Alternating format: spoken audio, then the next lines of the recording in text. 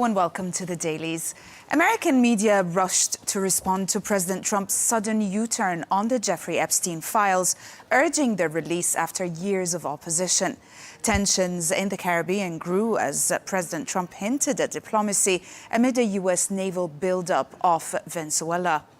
In the Middle East, the UN Security Council readies a vote on a U.S. plan for Gaza as Saudi Crown Prince Mohammed bin Salman makes his first U.S. visit since 2018. And in sports, England secured 2026 World Cup qualification with Harry Kane's double against Albania, completing a perfect run.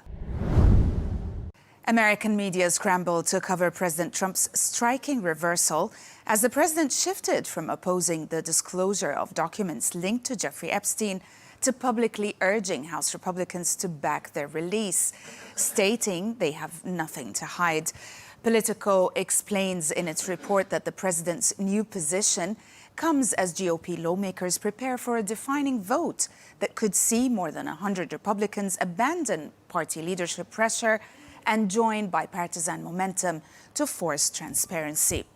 The piece contends the push has exposed deep fractures within the party, with allies like Marjorie Taylor Greene breaking ranks and losing Trump's endorsement. It suggests this moment could mark a turning point in GOP unity as lawmakers weigh their loyalty to Trump against demands for accountability. Another story grabbed headlines in the U.S., the intensifying White House's campaign of military pressure on Venezuela with little clarity on its end goal. Further developments fueled more controversy by President Donald Trump saying on Sunday he's considering talks with Venezuelan President Nicolas Maduro. Of course, a buildup of U.S. forces in the region has raised the prospect of military action in Venezuela. The Washington Post delivers a tense account of the U.S. military buildup near Venezuela, detailing the deployment of warships, submarines, and the USS Gerald R. Ford aircraft carrier. The piece highlights that while the Trump administration labels the operation a counter-narcotics mission, its scale and secrecy suggest broader strategic moves towards President Nicolas Maduro's regime. The report underscores regional unease, noting that air and sea strikes have already occurred under ambiguous orders. The piece captures the diplomatic stakes and also potential for escalation in the Caribbean. It also raises critical questions about legality, transparency, and U.S. intent, framing the episode as a pivotal test for Trump's foreign policy doctrine and its global repercussions. In the Middle East, Al-Sharq Al-Awsat examines the significance of Crown Prince Mohammed bin Salman's upcoming visit to Washington, describing it as a potential turning point in Saudi-US relations. The report emphasizes that the two leaders are poised to elevate bilateral ties into new domains, including advanced technology, defense systems, and regional security architecture. The piece lists topics on the agenda include the Gaza-Israel conflict, Syria's reintegration, and Saudi-American investment in AI and also critical industries. Saudi analysts quoted in the piece anticipate extraordinary outcomes, major agreements in security, investment and tech that could reshape the region for years. The piece frames the summit as a total reboot of the partnership, with Saudi Arabia asserting greater influence on the global stage. Israeli and international media put some focus on the United Nations Security Council vote on a U.S.-sponsored draft resolution outlining a post-war framework for the Gaza Strip. Outlets reported that the vote is expected to pass without a veto, as both Russia and China are poised to abstain. Israel Hayom examines key clauses that include the establishment of a transitional technocratic Gaza administration under the Arab League, a new international stabilization force, and a clear mandate for disarming non-state armed groups. The piece underscores opportunities and also red flags from Israel's perspective, noting the initiative advances reconstruction and security, but also embeds long-term political implications. The Times of Israel reported that the Israeli government has chosen to establish an internal investigation into the October 7th attacks instead of convening an independent state commission, despite strong public demand for full transparency. The piece explains that the inquiry's mandate and membership, which is determined by cabinet ministers, have raised concerns about political interference and limited accountability.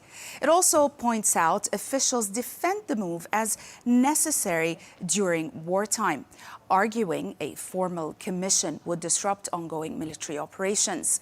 Critics, including victims' families and also opposition lawmakers, view it as an attempt to deflect responsibility for Israel's most severe security lapse.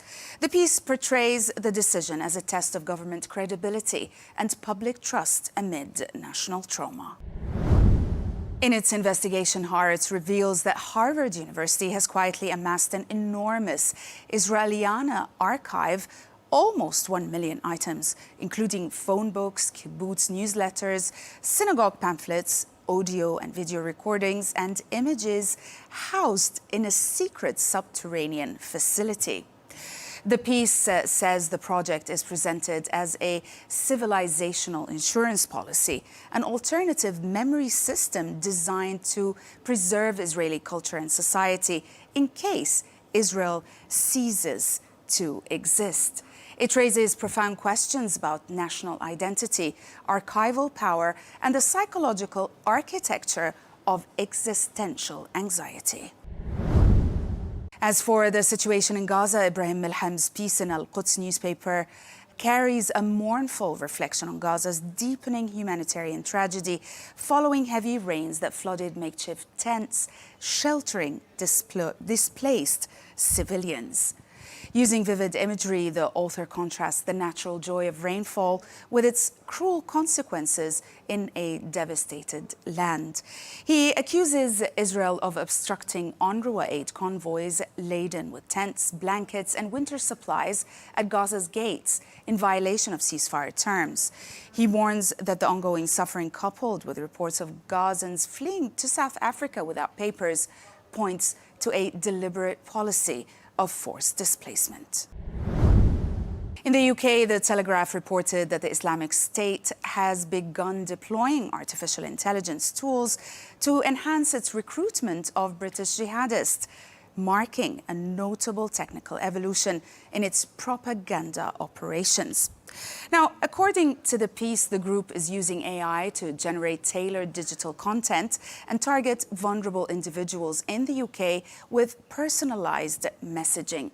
The move signals a shift from mass broadcast jihadist appeals towards more sophisticated, algorithmically driven outreach, raising new challenges for counter-terrorism agencies.